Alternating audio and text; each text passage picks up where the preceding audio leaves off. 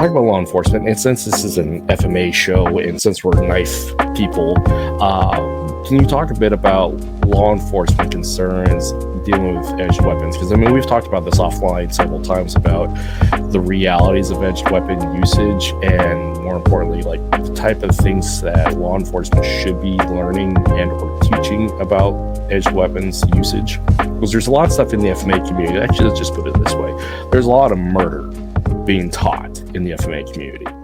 Yeah, I would agree. I would agree with there's some things that are pretty questionable that are being taught that I think you would have a hard time articulating the justification after doing something like that, if you really did do something like that. Luckily, luckily, a lot of people aren't going out there and actually using those techniques, and so because if they were, it would be a problem. But and I don't have a problem with anybody training whatever they want to train in. To me, it's that's definitely a personal decision. But you do have to be the gatekeeper on what you're training, right? You do have to be be objective, and you have to be realistic about what your threats are going to be, and you have to think about not just surviving the possible physical encounter that statistically will probably never happen, but you also have to survive the subsequent legal encounter as well. Mm-hmm. And hey, I hate to do this too. I'm a big fan of a lot of things that I see people training out there, and I see people putting things together training wise that I think are pretty cool, and a lot of people are putting some stuff together that some things I've never thought of, and it inspires me to think about what I'm doing and maybe to change some things or to add some things. So I'm not against us doing things, but I think it's important that we have the right context when we're teaching, and that we're clear on the context of what we're training and why we're training it. One thing I see a lot is I actually saw a video not too long ago where somebody's sitting on a park bench. Mm-hmm. It's not a real video, it's a training video. And somebody sits down beside them and puts their hand on their shoulder. And then they do this rapid deployment of their knife and just start stabbing the guy in the chest with a training knife. And I'm just, when I see something like that, I just think to myself, what realistic scenario would that ever be necessary? And how are you going to survive it legally? But I'm a big fan of this rapid deployment. I'm a big fan of rapidly being able to access your knife. I teach law enforcement how to carry a dedicated fixed blade somewhere center line or appendix, for the most part behind their magazines on their duty belt, that they can access if they need to get to it in order to get somebody off of them, if they can articulate why that force would be necessary and proportional. So I'm a big fan of being able to get to your knife fast.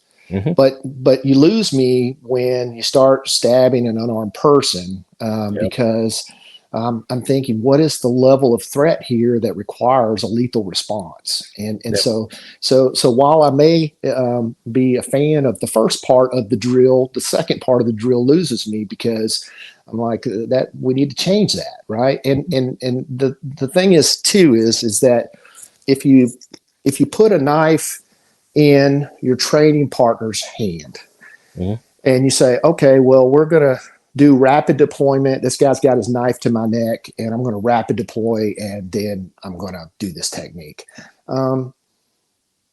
There's no way you're going to physically get your hand on that knife before your training partner cuts your throat. It's just not going to happen. So from that standpoint as well, from a technical standpoint, not just a legal standpoint, I'm like, what is that? How is that beneficial to spend so much time? Because I know a lot of people spend a lot of time rapid deploy and then stab, rapid deploy, stab.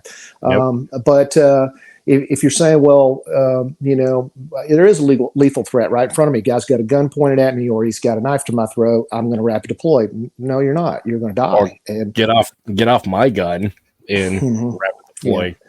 Yeah, so it's just not sound in that respect. Now, where I do think it's sound is I do a lot of sparring that is non-traditional type sparring. So me and my training partners, let's say a sparring round might be that one person has a training knife and the other person doesn't.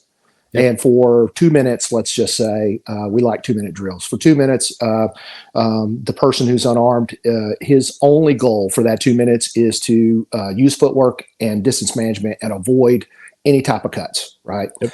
And now, as part of that drill, I could see adding to that type of sparring drill, once you've created the distance where you can get to your knife, rapid deploy your knife, and now it's knife on knife. So now at least it's an equal fight. Mm-hmm. I can see some benefit in that.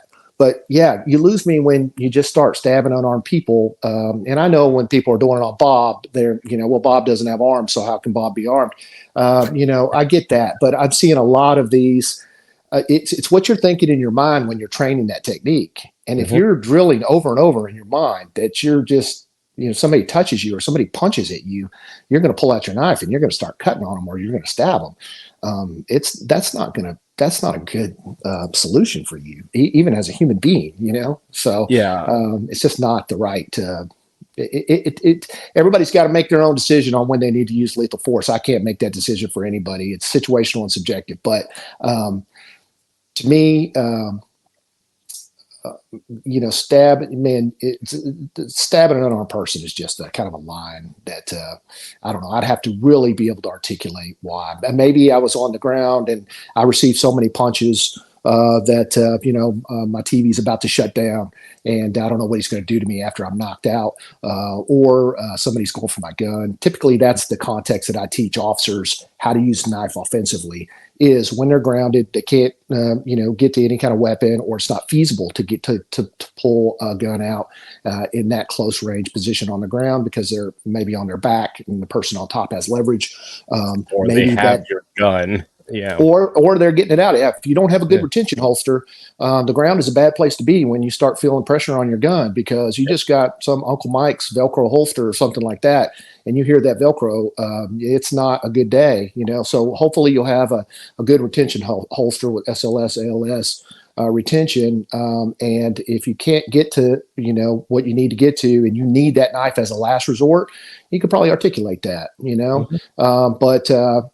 But other than that, if a police officer, security, corrections, whatever, just, pulls a knife on a person and stabs that person, that's going to be bad. That's not going to be good. Yeah, because they're still subject to the law. And what it sounds, so a couple of things. One, from a training aspect, pre-verbal qualifiers are very important because one, you have to articulate both in the training to your student base, your training group, as to here is the context as to the reasons why we're training this, particular to the list of what if scenarios, and also as social media people, we have to put those contextual pre-verbal qualifiers as the reason why. Here's the circumstance, here's the situation, here's the context, here's the goal. Again, you're just building good training packets, these doctrinal training packets and lessons, better yet, lesson plans as to what's the goal, what's the intent, what's the context, and what is the contents of application. Because like the aspect, again, of just teaching, I hate to say murder or assassination or century assassination, it really depends upon the context of your profession. And unfortunately, unless you're special operations doing a kill, covert kill, which the majority of us are not, if ever, that context does not exist legally or professionally. And then you have the other side, which is the non-legal standpoint, the criminal standpoint. They're the ones who actually doing this because they don't follow the law, therefore they don't follow the rules.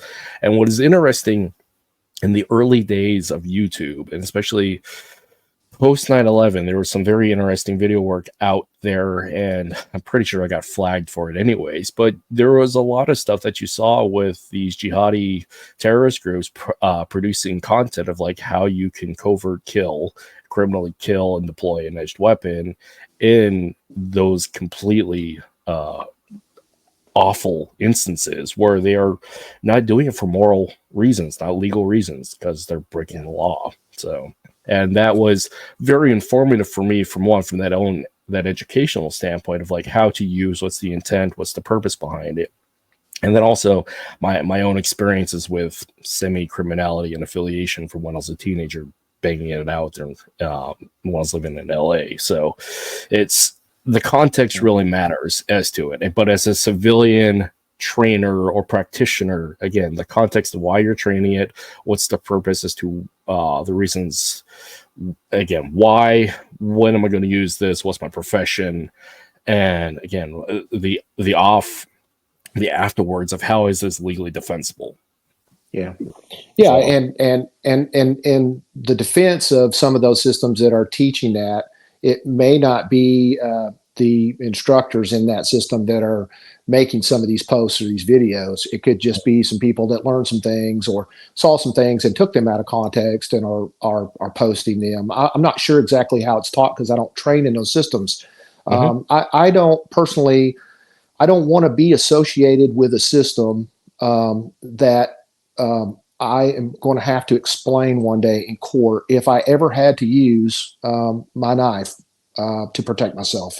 I don't want to have, I don't want to have to get up on the stand where some prosecutor is pulling up video footage of me doing some stabbing. Some prison-based system because I don't want to look like a criminal, especially in front of a jury. You don't want to look like that you've been training for this your whole life, and you know that was Christmas morning that day when you got the opportunity to finally do your technique. You know, I listen. If I'm ever going to have to use a knife, and I train with knives a lot, it's going to be the last resort. It's not like I'm not training with knives a lot because it's going to be my first resort. I'm training with knives a lot because I know everybody carries a knife, and I know it's a realistic threat that I may have to face, and I have had to face out on the street as a cop before. So I'm trying to keep it real on what my threats are going to be, and I'm trying to train for those. Now, having said that,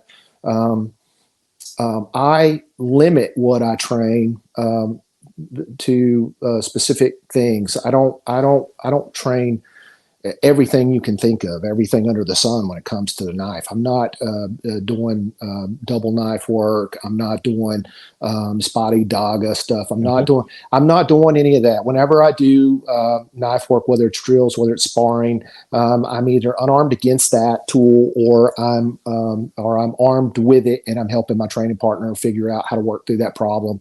Now there are different attacks that we do. We will throw things on each other to challenge each other on what you know we could possibly do, and sometimes you know those things work out real bad for us. There's some problems out there that there's just not a good answer for, and when it comes to the knife, it's so unpredictable, and you don't have to be, as far as learning a method that teaches you how to basically kill somebody with a knife.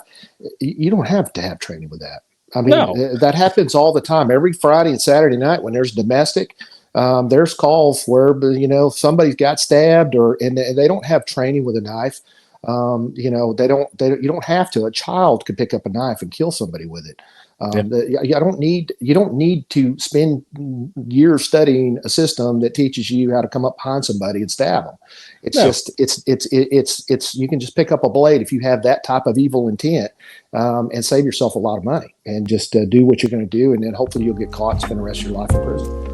Yeah, and that's the key part about that is intent, and that the line of morality is: are we doing this for the intention of criminality, or the intention of self-defense, or are we doing this for professional reasons? But the line of intent is really what matters, because